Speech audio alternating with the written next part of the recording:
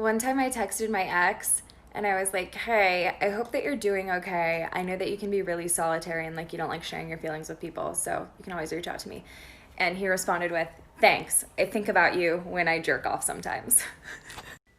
A year ago, my family and I were at the local swimming pool. While I was sunbathing, my mom and dad were swimming lanes around the pool.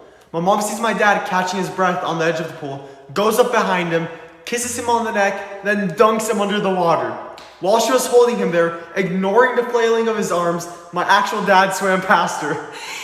So today my boyfriend's dad came over and he was telling me about this website I should use to sell my car, and I couldn't find the website myself on my phone, so he said, never mind, I'll do it. Just pass me the iPad. So we passed him the iPad, and when he unlocked the iPad, there was a full-blown photo of my tits on the screen.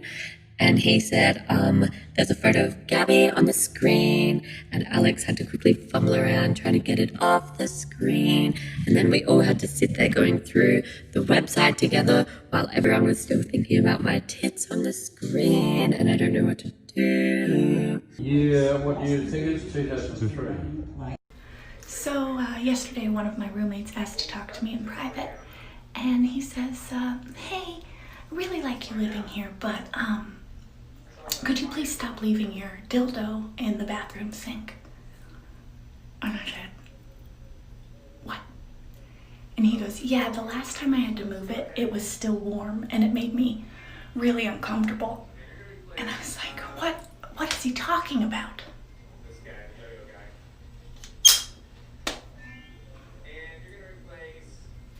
When I was 16, I stole from Blockbuster. And I feel comfortable talking about this because I think the window for their legal team to take action has probably closed. But yeah, I was so cocky that after doing that, I applied for a job at Blockbuster. Isn't that crazy? I swear to God, I got to the interview stage wearing my dress shirt and my hair all gelled up. They brought me into the back room.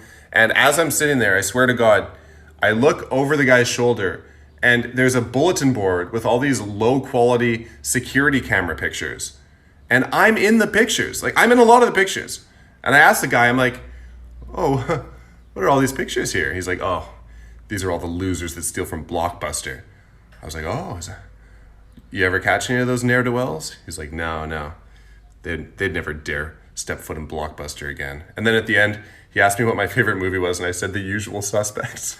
Storytime! So I used to work at a strip club for about 2.5 years or so-ish, and this is probably the funniest fucking story other than the massive amounts of stories I have, so I'm going to tell you this one. So I'm sitting here with a super cute new dancer, loved her, I don't remember her name, I think her dancer name was Sparkles.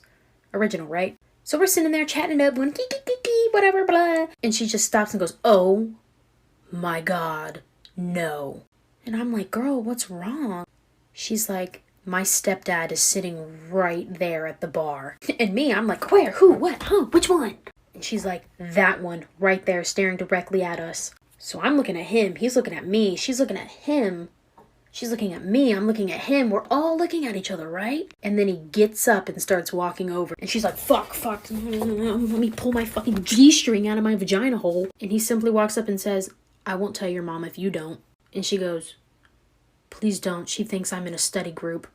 That shit was mad funny. I think I fully just accidentally made friends with my ex's girlfriend, current girlfriend. Oh, nearly choked myself. So I was just in Ponsonby getting my nails done, my pedicure, whatever. And this girl comes and sits next to me. All good, easy, normal. Anyway, being a Libra, I was being indecisive, couldn't pick my nail colour, so I asked her for her opinion. She helped a brother out and we got there. Then we just started talking about life and she's like, oh, my boyfriend's just picking up a croissant for me and a nice smoothie. And I was like, girl, he's a keeper, like, damn. That was cringe. And then her fucking boyfriend walks in carrying the croissant and the smoothie, looks at me and I was like, oh, dear God. For sure, that's my ex. And then I kind of like, I really wanted to turn to her and whisper, he's not a keeper, he's actually really toxic. Hi, I'm Heston. I'm going to tell you an embarrassing story about my sister now. Hope you like it. So one time, I have no idea how old we were, but my sister is a redhead and I'm a blonde. Everybody thought we were dating our entire childhood, and we're not. We're brother and sister. But I like to have fun with it sometimes. So we were in the great state of wherever the hell Yellowstone is, and we're walking in this little town on vacation, and I get the random thought, because I think with a squirrel wheel in my brain, hey Avielle, I bet you guys propose in public simply because the crowd helps with morale. She's like, yeah, makes sense to me. I would hate to say no to a guy in public. Instantly drop down on one knee, start proposing. Now it's my sister. All she had to do was not get embarrassed, give me a hug, kiss on the cheek, would have been fine. Nope. She starts going, Heston, no, you can't do this. Heston, no, please stop. People start booing. Somebody threw food at her. It was the greatest. And I'm sitting there just fake crying, laughing. I did it 3 more times that day. Identical twins are just like a random spontaneous phenomenon and no one knows how it happens, but I have my own personal theory. My husband and I were trying to get pregnant and I thought I was pregnant and I was testing negative and I thought, oh, I'm just crazy, it's in my brain. So we decided to go to a theme park and I rode every freaking ride, crazy roller coasters and twisty rides, upside down rides. I was getting super motion sick, so I knew something was up because I never get sick on rides. I find out a few days later that I was pregnant. And then a few weeks later, I found out I was having identical twins. So after my doctor told me all this stuff, I was asking a bunch of questions, and I guess there's literally like a 1-day window when your egg splits to make identical twins, and it was that day. I'm pretty sure that I scrambled my egg. They experienced a lot of G-force that day, and I think it made them split in half. I asked on a twin mom page if this happened to anyone else, and a bunch of people said that they rode roller coasters before they knew they were pregnant and they had twins. You cannot assume everyone knows what you're talking about. Not everyone shares the same knowledge. Here's an example. I was teaching 2 second graders, right? Boy bumps into girl. I'm like, uh-oh, teaching moment. Let's do it. So I say, boy, what do you say to girl? He says, I'm sorry. Girl, what do you say to boy? It's okay. Great. Now shake hands. Boy does this.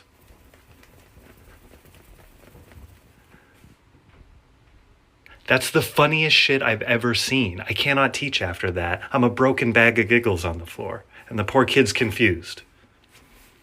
No one taught him how to shake hands. So I think I probably had one of the most embarrassing shopping moments of my life to date. So I broke my vibrator in the middle of a fucking worldwide pandemic, when all sex shops are closed until further notice and Amazon is backed up by about a month, and I've wanted to do the dirty to myself for far too fucking long. So my next best option would be to go to Shoppers Drug Mart. So I go. And I go into the aisle, wait when there's nobody in it, grab my shit, go to self-checkout. Yes, there is a line piling up behind me, but it is self-checkout, so I can kind of be discreet. I half discreetly fucking scan it, and the machine starts to ding. And everyone's looking, and it's like, call clerk. No, don't call clerk. Just let me leave. Can you imagine being on a tour of a really nice townhouse that you're interested in buying? And then you get out to the back and you come outside to check out the deck and the backyard, and you smell weed, and you come around the corner and you see the next door neighbor like quickly put out a joint and then run inside, because that just happened to the people that are looking at the townhouse next to mine. Recording studio story time. The absolute worst singer I have ever recorded. So bad it was sad. Part 2.